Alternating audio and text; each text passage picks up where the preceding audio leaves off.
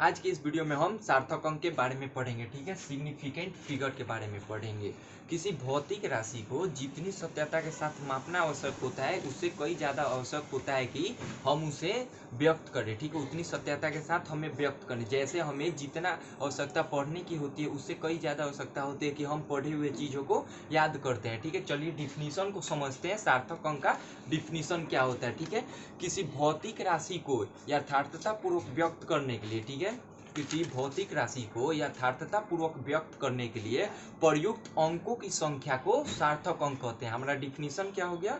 किसी भौतिक राशि को यथार्थता पूर्वक व्यक्त करने के लिए प्रयुक्त अंकों की संख्या को सार्थक अंक कहते हैं। किसी भौतिक राशि को मतलब यथार्थता पूर्वक लिखने के लिए कुछ अंकों की आवश्यकता होती है, उन्हें अंकों को हम सार्थक अंक कहते हैं। ठीक है, चलिए देखते हैं किसी संख्या में सार्थक अंक कैसे निकाला जाता है। उसके लिए कुछ नियम को दिया गया है, उस नियम को पहले समझ लेते हैं। सबसे पहला नियम है सभी गैर शून्यक अंक हमारे सार्थक अंक होते हैं। सभी गैर शून्यक अंक हमारे सार्थक अंक होते हैं। जैसे 0 से 10 तक हमारे अंक 0 से 9 तक हमारे अंक है।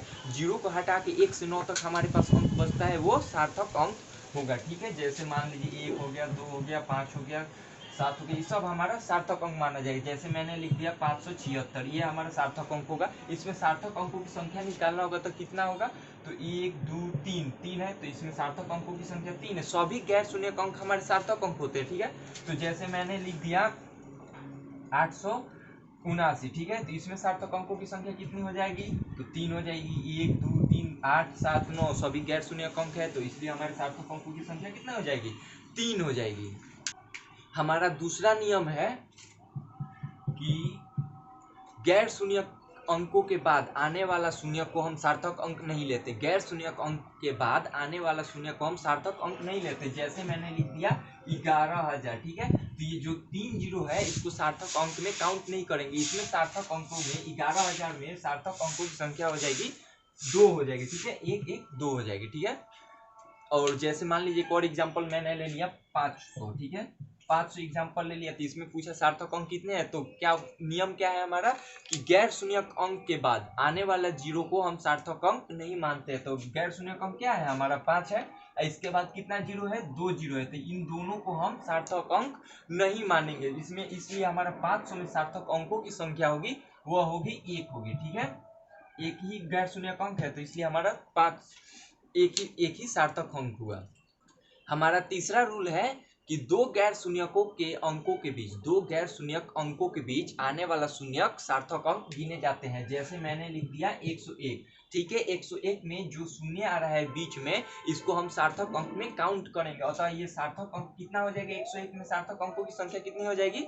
तो 3 हो जाएगी। ठीक है, ध्यान से समझना है, रटना नहीं है, समझना है। सार्थक अंक बहुत ही सिंपल है। किसी भी संख्या में सार्थक अंक निकालना बहुत ही आसान है। बस आपको नियम समझना है, रटना नहीं। समझिएगा तो आप आसानी से निकालिएगा, रटिएगा तो भूल जाइएगा। अरे ये जीरो है, अच्छा जीरो को तो सार्थक अंक नहीं मानते हैं, बाद वाले जीरो को सार्थक अंक नहीं मानते हैं, पहले वाले जीरो को सार्थक नहीं, ऐसे ही करते भूल जाइएगा। ठीक है, तो समझिए, बात को समझिए। बात क्या बोल रहा है? पहले मैंने क्या बोला था कि गैर शून्यक अंकों के बाद आने वाला शून्यक सार्थक अंक नहीं माना जाता, लेकिन दो गैर शून्यक अंकों के बीच आने वाला शून्यक हमारा सार्थक अंक होता है। जैसे 101 लिख दिया मैंने, 6001 लिख दिया, 6002 लिख दिया, तो ये दोनों जीरो आ रहा है बीच में, तो ये सार्थक अंक में हमारा काउंट होगा। ठीक है, तो इसमें 6001 में सार्थक अंकों की संख्या कितनी हो जाएगी हमारी? तो 1 2 3 4, ठीक है, तो इसमें सार्थक अंकों की संख्या हो जाएगी 4, इसमें भी 4।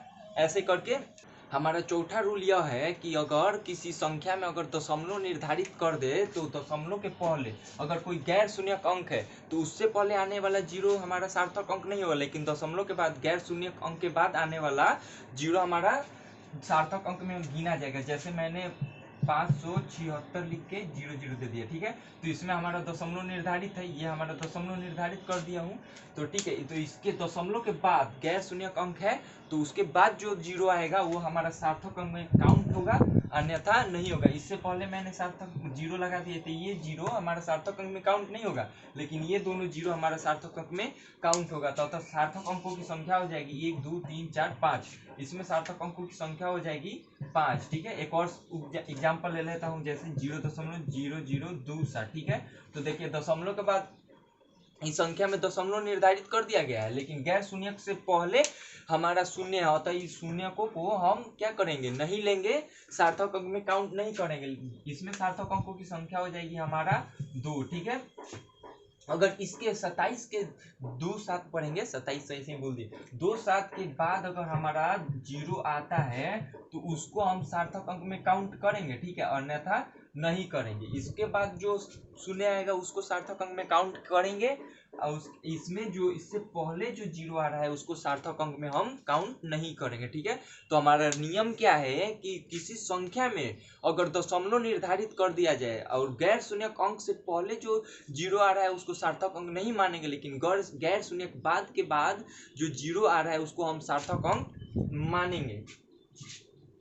ठीक है, हमारा अगला रूल क्या है, किसी संख्या को अगर वैज्ञानिक संकेतन में लिखा जाता है तो वैज्ञानिक संकेतन में जो 10 का घात आता है उसको हम सार्थक अंक में काउंट नहीं करते हैं, उससे पहले जो अंक रहता है उसको सार्थक अंक में काउंट करते हैं। जैसे मैंने संख्या ले लिया 5.67 गुने 10 के पावर 21। ठीक है, तो इसमें पूछा हमें सार्थक अंक कितने होंगे, तो 10 के घात को तो हम लेना ही नहीं है, तो 10 के घात को तो पहले ही हटा दीजिए, यह हमारा सार्थक अंक नहीं है। ठीक है, दशमलव निर्धारित किया है, दशमलव निर्धारित किया, दशमलव के बाद कोई जीरो है नहीं है, दशमलव के पहले कोई जीरो है नहीं है, तो सार्थक अंकों की संख्या डायरेक्ट गिन लेंगे 1 2 3, सब भी गैर शून्य अंक है और सभी गैर शून्य अंक हमारे सार्थक अंक माने जाते हैं। ठीक है, तो इसमें सार्थक अंकों की संख्या कितनी हो जाएगी, 3 हो जाएगी। ठीक है, हमने रूल क्या पढ़ा कि सभी गैर शून्य अंक हमारे सार्थक अंक होते हैं, दो गैर शून्यकों के बीच आने वाला शून्य हमारा सार्थक अंक होता है, गैर शून्य अंक के बाद आने वाला शून्य